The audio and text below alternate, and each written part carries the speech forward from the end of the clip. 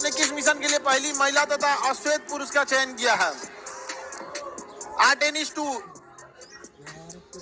2 ये चंद्रमा पर जाएगा। ये मिशन कहाँ जाएगा? चंद्रमा पर। नासा के पास पैसा की कोई कमी नहीं है। हम लोग के यहाँ पैसा का कमी हो जाता है, वरना देखिए हम लोग ने 2008 में हम लोग चंद्रयान-1 लाए, 2010-12 में 2 ले आना चाहिए, 13-14 में लेके आना चाहिए चंद्र। इतना लंबा गैप होता है जी, 15 साल का गैप। आप खुद सोचिए, 15 साल का गैप होता है। 2008 में चंद्रयान-1 जबकि सक्सेस हो गया था, 2019 में चंद्रयान-2, 23 में आया चंद्रयान-3। खैर ये तो जल्दी आ गया। चंद्रयान-2 और 3 में दिक्कत उतना नहीं हुआ, लेकिन चंद्रयान-1 और 2 के बीच में 10 साल का गैप। सोचिए 10 साल का गैप होना चाहिए जी। जितना जल्दी एग्रेसिव रहिएगा उतना फायदा होगा। जो आगे निकल गया वही रूल करेगा।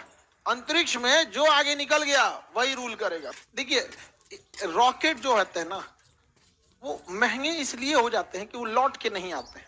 सपोज कीजिए आप एक हवाई जहाज से पटना से दिल्ली जा रहे हैं, लेकिन वो हवाई जहाज बस एक ही बार यूज हो सकता है। आप अंदाजा लगाइए किराया कितना महंगा होगा। वो बार बार यूज होता है, दिन भर में 5 शहर की कम से कम उड़ान भरता है। दिल्ली से उड़ के आता है पटना, फिर वापस पटना से जाता है दिल्ली, दिल्ली से चल गया कोलकाता, कोलकाता से वापस आया पटना, पटना से फिर गया दिल्ली, साफ सफाई हुआ, तनी आराम किया, फिर उसको रख दिया यहाँ पर। इस वजह से किराया सस्ता पड़ता है, क्योंकि हम उसका रीयूज कर लेते हैं। अगर दोबारा यूज नहीं करते तो कोई भी चीज महंगी ही आती है। रॉकेट के साथ भी यही होता है, एक बार हम सैटेलाइट में छोड़ देते हैं तो दोबारा हम यूज नहीं कर पाते। स्पेस एक इलॉन मस्क की कंपनी दोबारा यूज करने लगी, वो छोड़ के आता है रॉकेट, फिर रॉकेट आके लैंड हो जाता है, उसमें फिर ईंधन वगैरह भर दीजिए, पेंट वगैरह साफ सफाई करके दोबारा यूज कर लीजिए यहाँ, तो सस्ता हो जाता है। तो इसरो ने भी इसको सिस्टम को लॉन्च किया, लेकिन दोनों में अंतर है। उसका जो रॉकेट है इलॉन मस्क का, वो खड़े उतर जाता है इससे, जिस वजह से उसमें एक्सीडेंट की संभावनाएं ज्यादा होती है। लेकिन वो सोच रहे हैं पैसा वाला देश है सर।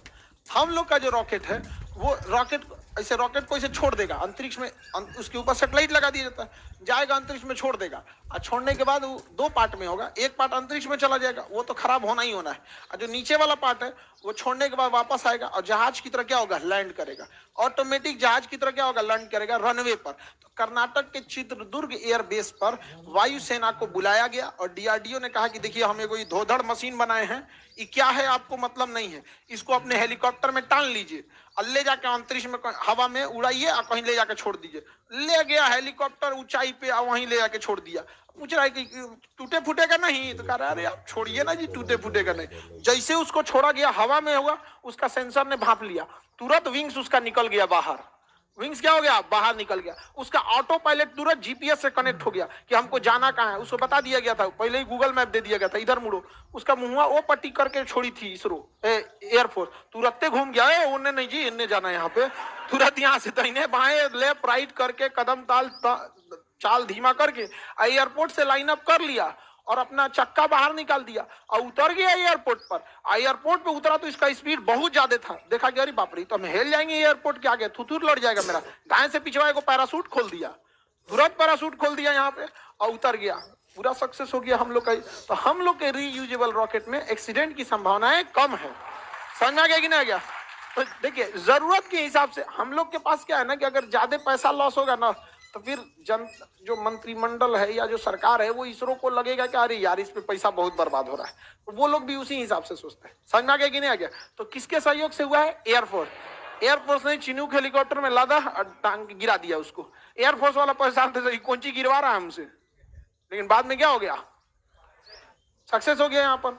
समझ में आ गया? तो अब देखिए इसरो है, ये रॉकेट किसका है? इसरो का। हथियार बनाती है डीआरडीओ, लॉन्चिंग के लिए किसे बुलाइए? एयरफोर्स। किसे? एयरफोर्स।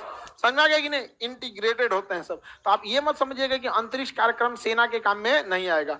अंतरिक्ष में वही रॉकेट होता है जो सीधा जाता है, क्या दिक्कत है, उसको टेढ़ा कर देंगे चल जाएगा कहीं और नहीं समझ आया? अरे